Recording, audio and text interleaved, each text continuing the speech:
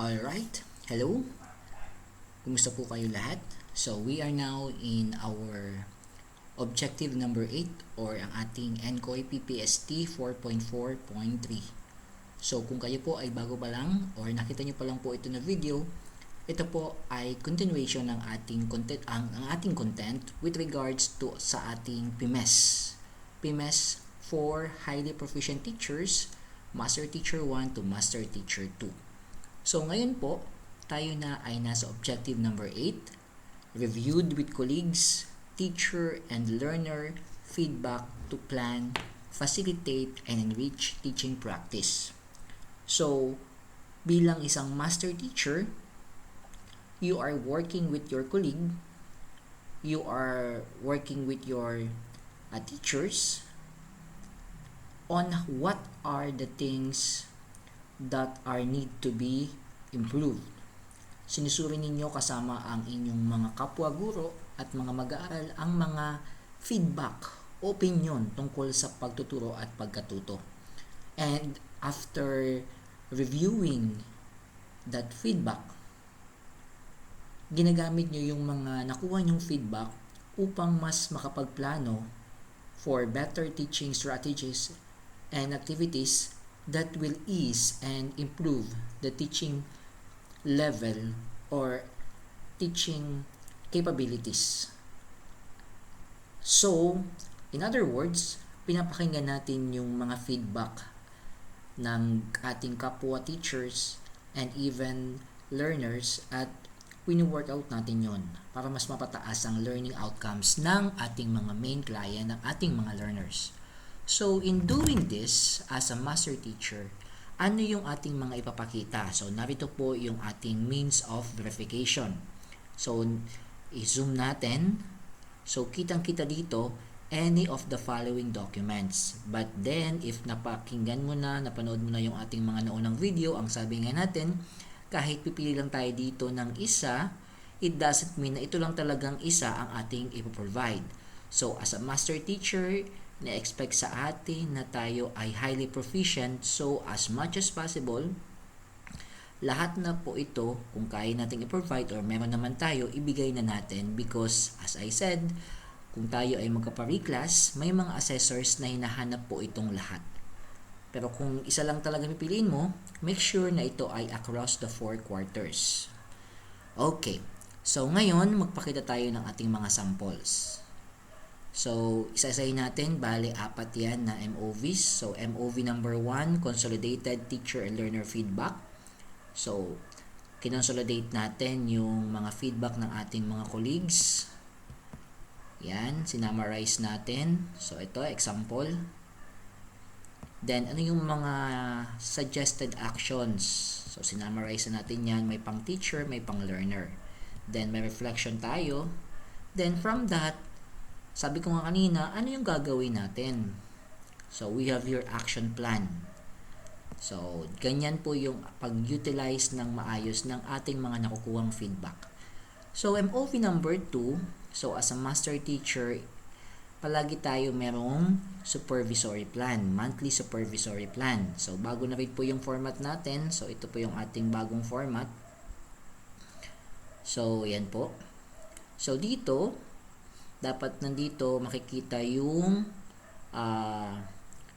you review with your colleagues about different teaching strategies and then you listen to teacher and learner feedback.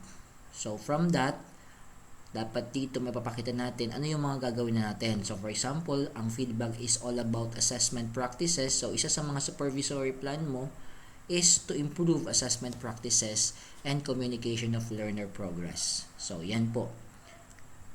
So, trabaho natin yung mga master teacher. Next, we have the MOV number 3, summary of agreements and recommendations from LAC session. So, if ever nagkaroon kayo ng LAC session, so, dapat may papakita nyo rin po dyan. So, MOV number 3 tayo. Balikan natin. Ito po. Summary of agreements and recommendations from the conducted LAC sessions or other collegial discussions signed by the school head. So, malinaw po ha, signed by the school head. So, eto po yan. Okay? So, pwede nyo po itong i-pause and then screenshot if you want to use this. Ayan. Alright. So, noted yan, permado ng ating principal. Then, for our last MOV, accomplished performance monitoring and coaching forms. So, here, dapat dito may mga consolidated performance monitoring coaching forms tayo kung saan dito sinamarize natin yung mga ibinigay nating technical assistance na kung saan ito din dapat ay approved by our school principal. Okay? So, you're just going to put here that you have accomplished the giving of technical assistance to your colleagues, to your teachers. So, pwede naman dito, ilagay nyo lang dito, noted by the school principal. Okay? Alright, so dito sa accomplished performance monitoring coaching forms, yung ating bagong template, so ilalagay mo lang naman dito, ano yung mga nag-gather mo na feedback. Okay, so for example dito, for Roman number 2, analysis of feedback utilization, so yung nag-gather mong feedback from classroom observations, walkthroughs, and coaching sessions, so you are going to mention it here. Then, ano yung mga recommend to enhance, to validate, or to even improve that feedback para makapagbigay tayo ng response. So, yan. Ito. Example, integration of learner choice and real-life contextualization, and so on. So, ito po yung ating magiging sample na form or list. Okay? Then, sa baba, i-make sure natin na approve or noted ng ating school principal. So, ito po ay sample lang naman. If you have other ways of showing it, then it's up to you po. Anyway, I am just showing you an example on how to do or present these several MOVs. So, ayan po. I hope nakatulong tayo. If you have suggestion, always open po yung ating comment section. Feel free to add kung may mga kulang naman po tayo, and I'm sure may kulang po tayo dyan if ever.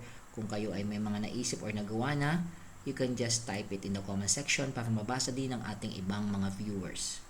Okay? So, yan po yung ating objective number 8. So, ang next naman po nating content, yung objective number 9, hanggang maubos po natin yung objective 14. Okay po? So, thank you for watching.